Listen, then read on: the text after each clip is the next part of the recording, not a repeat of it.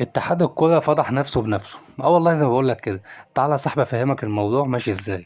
امبارح اتحاد الكرة نزل على صفحته ان حكام ماتش الزمالك وسيراميكا كليوباترا في نص نهائي كاس مصر هيبقوا حكام اجانب. طب يا سيدي تمام. هو احنا هنكره ان يكون في عدالة تحكيمية؟ استنى بس يا صاحبي، مش هي دي المشكلة. المشكلة الاتحاد كان منزل بيان ان سيراميكا طلب حكام اجانب من اسبوع، يعني اقل من المدة المحددة، الا وهي اسبوعين او 15 يوم كحد اقصى، زي ما اتقال في ماتش الاهلي كده.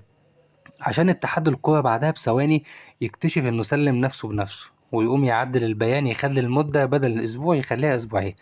طب اسبوعين ازاي ووقتها الفرقتين كان عندهم ماتش في ربع نهائي كاس مصر؟ سيراميكا كانت بتلعب الجونة والزمالك كانت لسه بتلعب سموحة، يعني الفرقتين ما كانوش ضمنوا التأهل.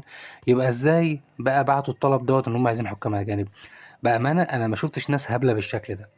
اقسم بالله الاهلي لو فضل مكمل في طريقه متمسك بحقوقه وبمطالبه هيكسب في الاخر. لسه الاتحاد الكوره والرابطه هيقعوا كمان، وهنكتشف بلاوي الايام الجايه دي. باختصار احب اقولها لك: الاهلي يحكم.